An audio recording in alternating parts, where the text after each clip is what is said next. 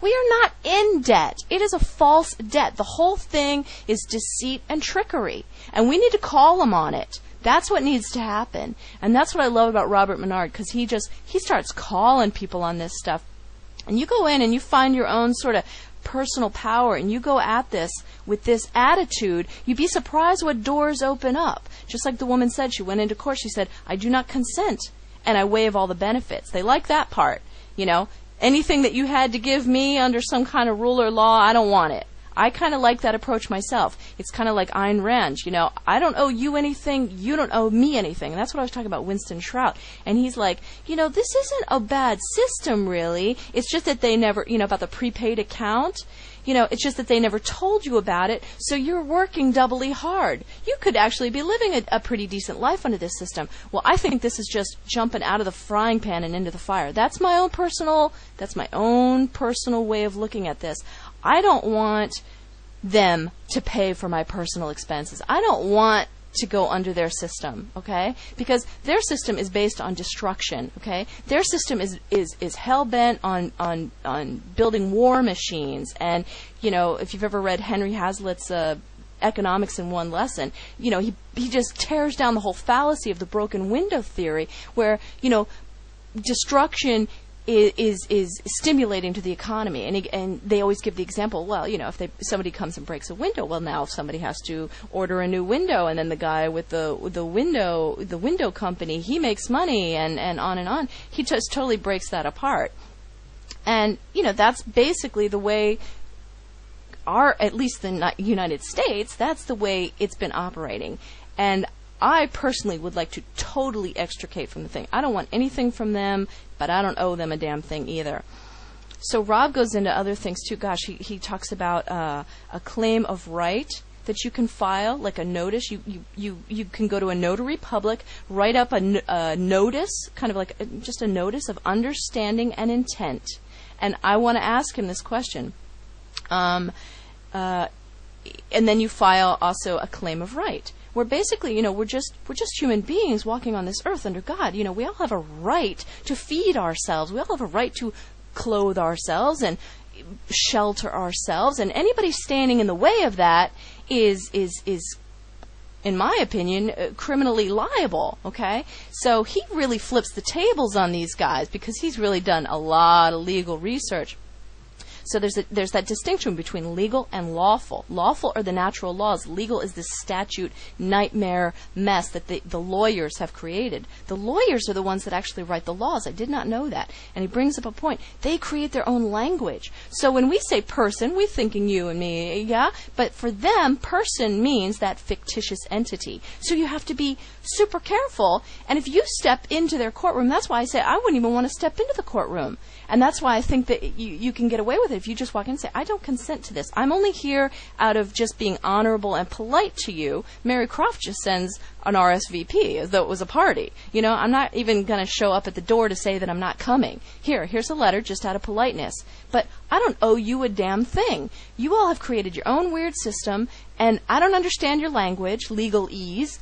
None of us do, and I'm not really interested in studying it. I haven't harmed anybody, and the only way anybody can bring anything against you is if there's an affidavit of bodily harm or something from the person that was harmed. You can only be held liable if an actual sentient soul has been harmed, not a fictitious entity, you know. So like when they say the state of Massachusetts against this person, well, the state of Massachusetts is not a sentient soul. So if you know your way out of this, you won't get tricked and played into this. You see, I mean, I'm just like rolling off my tongue, just things that are coming to my mind as I'm talking. There's so much to look into on this.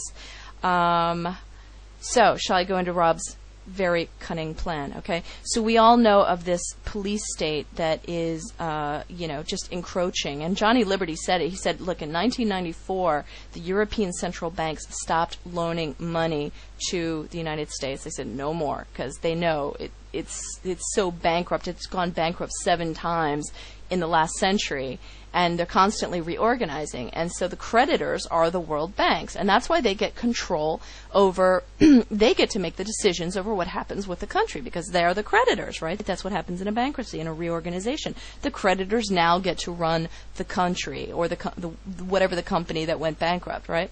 So the United States corporation has gone bankrupt. Excuse me. The creditors, the World Bank, they're going to control us. So they will say, look, we'll loan you some more money, or we'll print up some more dollars, some more lubrication, so you fools will keep running around, and we'll just keep feeding you these little pieces of paper that you all could have done yourselves, okay? So we all have the freedom to create our own little economies, which gets into the plan. But anyway, and so they'll say, we'll back building prisons, building concentration camps, building war machines. These are the things that they back. They don't back school lunches and those kind of things, right? We all know that. So it's very destructive in nature. And we've all just been, spinning our wheels, and maybe we say to ourselves, oh, but, I'm not building the war machine. Okay, I make the screws that then go into the war machine, yeah? So we all justify it to ourselves, and that's fine. But now that the information is here, we can no longer say that that's fine. I mean, there's very few people that are actually producing anything in America. We do a lot of paper pushing, a lot of nonsense work or destructive work. There's not much. The only thing I can point to are like organic farmers or natural home builders or something like that. I mean, there's very little that does not involve destruction or just sheer waste and lunacy. So I don't even know where I was going with that, but so yeah, okay. So Johnny Liberty was saying that the reason they've been, for the last decade or so, just totally artificially holding up the American dollar just long enough so that they can get the police state totally in place. Now, he said this in 1995, okay? I mean, if we're not seeing this on our doorstep, my goodness. Oh, the whole vaccination thing. I mean, that's why you need to regain your sovereignty, right? This whole thing we're talking about, this whole vaccination. You just say to them, I'm sorry, I don't follow your statutes and your acts. I'm a free man on the land. You have no authority over me. Only God has authority over me. I would say to them, until you can bring me a piece of paper signed by God that I need to take your concoction into my body, your will to inject that into my body overrides my own personal will, my own sovereign will to remain pure of that, go bother somebody else. There's no way another human being has a claim of right over another human being. It just doesn't exist.